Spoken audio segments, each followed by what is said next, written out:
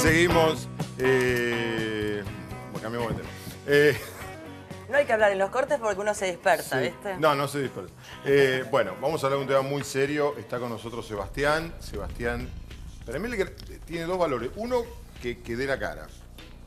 Hay que pararse en televisión y decir, a mí me pasó esto. Y lo otro, que esté trabajando para que a otros no les pase. O para que otros también lo puedan contar. Porque es la única manera que vamos a terminar con los abusadores de la Iglesia Católica, que no necesariamente son solo curas, porque a él le pasó con hermanos. Probablemente la gente no tenga tan en claro. Hay muchas órdenes religiosas que se dedican a la educación, que los colegios se dan a cargo de hermanos y no de sacerdotes. Igual hay celibato, igual hay voto, todo igual, pero la diferencia es que los hermanos, entre otras cosas, no dan misa ni pueden consagrar. Vamos al informe y hablamos con Sebas.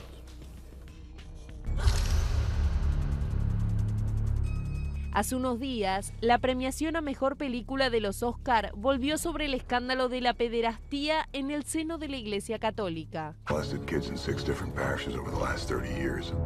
The church found out about it and did nothing. El productor de la película En Primera Plana, ganadora a la Mejor Película, pidió a Francisco proteger a los niños. Papa Francisco, es hora de proteger a los niños y restablecer la fe. El film, que investiga historias reales de abusos sexuales, hace referencia a casos argentinos. Desde los casos del padre Gracien Morón hasta la historia de Sebastián Cuatromo, el hermano marianista que logró después de 20 años llevar a prisión a su abusador. Sufrí los abusos cuando tenía 13 años en el colegio marianista del barrio de Caballito y mi abusador fue un religioso y docente de este colegio. Fuimos varias las víctimas de este mismo agresor y durante 10 años, a lo largo de toda mi adolescencia, yo no pude poner en palabras lo que me había pasado. ¿La Iglesia podrá terminar con los abusos a los niños? ¿Habrá justicia? A ver, la situación es esta. ¿Cómo se llegó a la investigación del Boston Globe? ¿Cuál fue el dato que llamó la atención, más allá de una o dos denuncias? Las inexplicables y repentinas cambios en los destinos de los sacerdotes. Porque ¿cómo funcionaba el sistema cuando no se contaba? Él denunciaba, un hermano marianista abusó de mí en Caballito. Probablemente puede ser extranjero o puede ser argentino. Si es extranjero, lo más probable es que el obispo levantaba un teléfono, hablaba con la policía y el juez para que el tema no avance judicialmente, hablaba con la familia de él es un chico de 12, 13, 14 años, a ustedes les conviene hacer la denuncia, hacerlo público, su hijo va a quedar marcado de por vida, y le prometía al juez y al policía que ese hermano o sacerdote lo iban a trasladar a otra ciudad. Así fue que lo descubrieron, porque había demasiados cambios repentinos de sede religiosa. Claro. Pero ¿por qué alguien estuvo 6 meses solamente en Boston y lo mandaron a Texas de repente? Bueno, por ahí empezó a empezar a conocerse y poder probar todo esto. Bueno, vos ibas al colegio marianista, en Caballito, edad que tenías. 13 años. 13 años. Ibas a primer año. Séptimo grado. Séptimo grado. Y un hermano da una materia determinada, era celador. Bueno, este entonces hermano marianista, Fernando Picciocchi, era religioso y docente en el colegio, este colegio marianista del barrio de Caballito, y él a fines de séptimo grado era el organizador, en nombre del colegio, de un viaje de fin de curso a la colonia de vacaciones que el colegio marianista tiene en las sierras de Córdoba, en la localidad de Huerta Grande. Él era el responsable de ese viaje y fue en el marco de ese viaje que comencé a sufrir estos abusos sexuales que luego se repitieron al año siguiente en la sede del colegio. Después de haberlo sufrido, estoy hablando de 1989 y 1990, durante 10 años no pude ponerlo en palabras, no pude compartirlo con nadie, no pude pedirle ayuda a ningún adulto, ni a nivel familiar, ni a nivel de la institución educativa. Y a un compañerito, amiguito, tampoco le podías decir nada. Ni con los propios pares. Claro, ni con los propios padres. Y si bien además las víctimas de este mismo agresor dentro de este colegio fuimos varias. Claro, que en ese momento, en ese tipo de viajes, yo iba al Marianista, hice primaria y secundaria ahí en Caballito, yo me acuerdo perfectamente, ahí en la casona de Huerta Grande, había un contacto constante entre los hermanos y los alumnos. Era un colegio solamente de varones en ese entonces, colegio católico, y yo me acuerdo que uno se bañaba, pasaba todo el día, estaban los hermanos ahí en forma, digamos, constante, ¿no? con los alumnos. Lo que quiero preguntarte es qué postura tomó el colegio, porque bueno, yo habiendo hecho justamente todos mis años de estudios, sabíamos perfectamente de tu caso, pero siempre fue un tabú, ¿no? Nunca se hablaba, nunca se explicitó de verdad tu caso y varios casos más, pues sé que después de tus declaraciones muchos otros chicos contaron que también fueron abusados, pero ¿cuál fue la postura del colegio en ese entonces? Bueno, 10 años después yo logro ponerlo en palabras, ya siendo mayor de edad y habiendo egresado de aquel colegio, y en ese momento presento una denuncia penal por estos abusos que había sufrido. Una de las víctimas que yo conocía de este mismo agresor me acompaña. Eso originó una causa penal, estoy hablando del año 2000, que en el año 2012, más de 20 años después de haber sufrido aquellos abusos, tuvo su instancia de juicio oral y público, acá en la ciudad de Buenos Aires, en el ámbito de la justicia nacional, donde quien fuera mi abusador, ya en ese momento ex hermano marianista, Fernando Pisiocchi, fue juzgado y condenado a 12 años de cárcel por el delito de corrupción de menores calificada reiterada. Bien. Un punto para vos, me imagino, trascendente habrá sido... ¿Quién fue la primera persona que se lo contaste? Un amigo, y esto es muy importante, ¿no? Ayer yo algo también les comentaba, yo afortunadamente a partir de que pude hacer pública mi historia en ocasión de aquel juicio del 2012, tratando de darle un sentido colectivo, de aporte colectivo a toda esta experiencia de sufrimiento en mi infancia y parado desde el lugar de adulto que piensa darle un sentido muy concreto en función de la defensa de la infancia del presente y del futuro.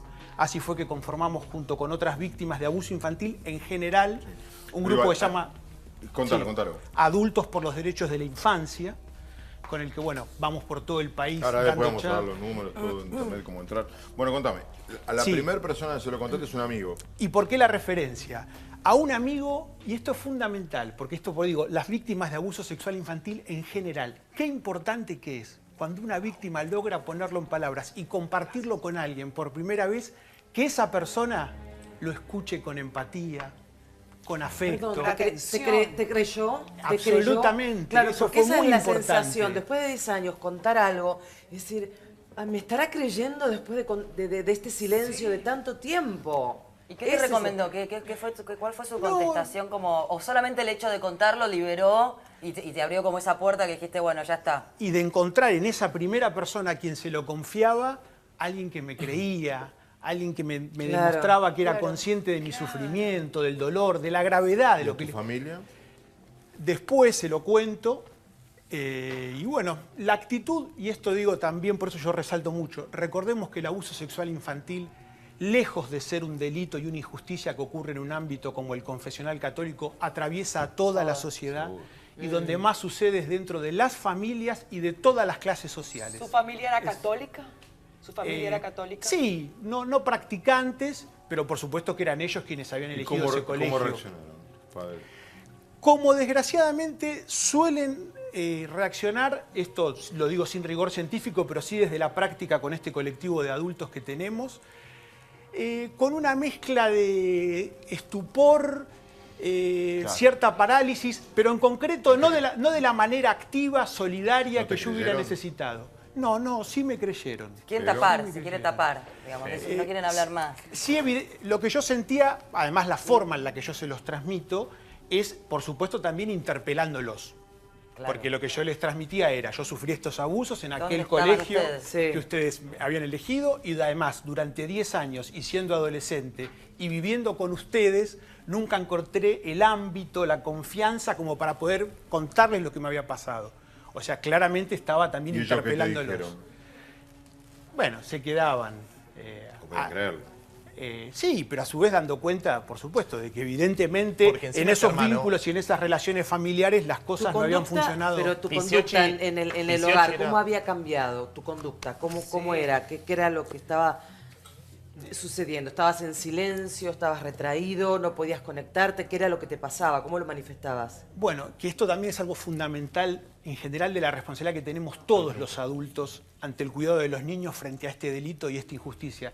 El saber y estar atentos, el saber observar a la vida de los chicos, de los adolescentes, pero aparte estar atento a sus cambios de Sebastián, conductas, de actitudes. Pero, ese padre, evidentemente, por ejemplo. ese padre Pisciocchi, yo me acuerdo que era como el hermano ejemplar, era el tipo más querido. Yo me acuerdo, mi mamá hablaba con él y lo adoraban. Digo, cuando realmente nos enteramos de la noticia, fue como un baldazo de agua fría. Ahora, ¿hubo una intención por parte del colegio de solapar, de tapar, de encubrirlo a él y de que el tema no trascendiera, Sebastián? bueno, el otro logro de lucha fue, así como logré el juicio y la condena penal de quien había sido mi abusador, también logré que la institución, este colegio marianista, tuviera que asumir su responsabilidad civil por lo sucedido.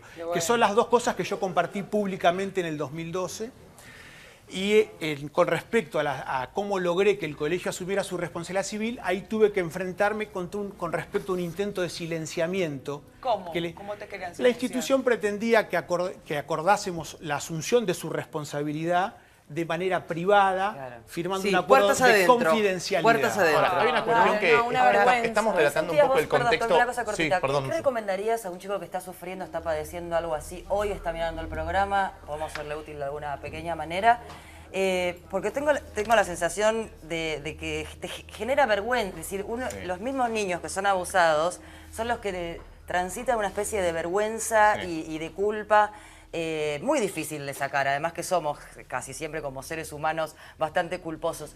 ¿Cómo salís de ahí? ¿Cómo rompés de darte cuenta que el que tendría que caerse de la cara de vergüenza es a la persona que justamente se está abusando? Bueno, ahí es fundamental y hasta hay niños que se acercan a nuestro grupo a partir de que nos ven, que nos escuchan en los medios y que encuentran en nosotros adultos confiables que hemos sufrido esa misma experiencia. Digo, pero más que pensar en el niño, una vez más, interpelémoslo la responsabilidad que tenemos nosotros. Que esos niños que hoy están sufriendo abusos sientan que tienen adultos confiables en sus casas, en sus escuelas. Hoy en Argentina tenemos la Ley de Educación Sexual Integral, que es obligatoria para todas las escuelas del país, públicas y privadas. Ahora, discúlpame, ¿sabes que hay un punto en que vos hablás del tema, de este grupo que ustedes armaron, que me parece muy beneficioso? Ahora, desde la justicia, ¿no? Porque ahora, años de lucha, y de que le crean y poder que procesarlo. Claro. Lograrlo. Bueno, lo que pasa es que no sé cómo nombrarlo, ¿no? A este señor que no se merece la palabra señor. Desde la justicia uno va, él hace la denuncia y la justicia... Sí, acá este delito tiene varios problemas. Primero, es una problemática grave que sobre todo pasa en menores, no solo en el ámbito educativo, sino en el ámbito intrafamiliar sobre todo. ¿Y cuál es el principal problema? La falta de educación y de prevención hacia los adultos, que son los que deben advertir, generalmente por cambios de conductas que uno ve en todas las causas de este tipo, en los menores que son posiblemente víctimas de algún hecho abusivo. Entonces se denunciaría en un término no tan prolongado de años, porque acá es un delito que si llega solo a haber tocamientos y no hay ningún rastro más allá del psicológico, después es muy dificultoso la prueba después de tantos años. Yo creo que lo especial acá y la atención debería focalizarse en lo que es preventivo y en lo que es educación hacia los grandes, que en parte él lo mencionaba. Ese delito no prescribe, ¿no? No prescribe jamás.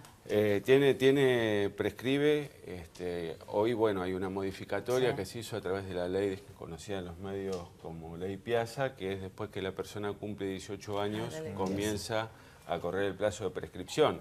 Si estamos ante la pena más grave que puede tener este tipo de delitos, si no hay una muerte, es de 8 a 20 años, si se dan una serie de presupuestos agravantes. Ese hermano lo terminó asumiendo, y estaría me parece, prescribiendo, ¿no? En 12 años. El hermano lo terminó asumiendo, sin utilizar el término de abuso y evadiendo la gravedad. Me parece que él terminó asumiendo que hubo episodios en los cuales él te llevó a vos, te instó a vos a hacer cosas que no querías. Sí, pero eso fue de manera privada cuando 10 años después Eso te y quería antes de preguntar, presentar la ¿cómo fue? denuncia, yo lo busqué y me encontré con él y me reuní y le conté lo que iba a intentar hacer y en ese marco. Luego en el ámbito legal y ¿El colegio cómo siguió? ¿Y vos seguís atento a lo que pasa en el colegio? Porque entra uno, sale otro, digo, sobre todo estas instituciones que son todos hombres. ¿Dónde está ahora? Acaba de recuperar su libertad. Estuvo preso en la cárcel de Seis, en el Servicio Penitenciario Federal, y por una aplicación de la vieja ley del 2x1, En enero de este año logró su excarcelación. ¿Cuánto tiempo estuvo preso? Bueno, técnicamente en realidad estuvo preso más de 8 años, porque es así, él estuvo... ¿Por qué el juicio oral y público llegamos en el 2012, más de 20 años después de los abusos y más de 12 después de la presentación de la denuncia? Él estuvo prófugo de la justicia entre el 2000 y el 2010. En el 2007 lo encontramos en Estados Unidos, quedó detenido en Estados Unidos y recién en septiembre del 2010 logramos la extradición a la Argentina. Bueno. O sea, él pasó años preso en Estados Unidos y luego desde el 2010 estuvo preso acá en Argentina. El juicio oral ocurrió en el 2012, la condena fue en septiembre del 2012, cuando se estaban por cumplir los 2 años de prisión preventiva. Es importante la condena para la víctima, ¿no? Por supuesto. Y más allá de la aplicación del 2x1, porque era la ley que regía en la época, seguramente que esta persona estuvo con prisión preventiva y que ocurrió el hecho, es muy importante que después de tantos años llegaron a una condena, ¿no? Porque la justicia en sí a veces no va en lo que requiere la sociedad y en lo que requiere la víctima en este tipo de delitos, ¿no? Fue muy importante y además fue muy significativo cómo en un juicio oral y público, más de 20 años después, logramos dar por probados estos delitos y además en el debate oral logramos reconstruir el contexto en que estos abusos habían ocurrido, que había sido el de una institución donde había múltiples abusos de poder, violencias, malos tratos en la relación entre docentes y alumnos. Fue un juicio oral y público ejemplar, por eso Nunca para mí fue un orgullo y una alegría poder compartirlo públicamente. Y a lo largo de esa campaña... Nunca te pidió disculpas, ¿no? Así, de pasado todo, condena y todo, jamás recibiste un... Como suelen hacer estos personajes. Y te hago una consulta, ¿qué pasó con las otras denuncias, con las otras víctimas de ese mismo colegio de abuso como vos? No, bueno, con respecto a este agresor, a Fernando Pisciocchi, solo 2 lo denunciamos y por esos 2 delitos, por esas 2 víctimas fue condenado. ¿Cómo el colegio, la comunidad, cómo lo tomó? Bueno, acá como decíamos hace un rato, con respecto a la asunción de responsabilidad civil que también logramos en esta lucha, la institución hubiera preferido que todo esto no trascendiera públicamente. O sea, tuvo un intento de silenciamiento que en su momento... ¿Te pidió disculpas la institución? Formalmente tuvo que pedirla, fue otro gran logro. Hasta me tuvieron que redactar una carta institucional asumiendo su responsabilidad y pidiendo disculpas. Bueno, vos fijate que esto, Fabián, ocurre tanto cuando hay abusos intrafamiliares, las familias tratan de tapar muchas veces estos hechos y cuando hay abusos en el ámbito educativo, el colegio, la institución, por una cuestión de no perder capaz o de cuidar su nombre, también del trata prestigio, ¿no? muchas Supuesto veces prestigio. de tapar, ¿no? Supuesto prestigio. Bueno, gracias Sebas. Nada, lo que pusimos, ¿no? La dirección donde cualquiera puede llamar y nada, todo lo que necesites contar con nosotros para dar una mano. Muchas gracias. Bueno, enseguida vamos a hablar del dólar, que ayer estuvo tranquilo, vamos a ver cómo está hoy, pero hasta ayer estaba muy intranquilo el dólar. Aparentemente una orden del presidente de que no puede pasar de 16, ahora te contamos.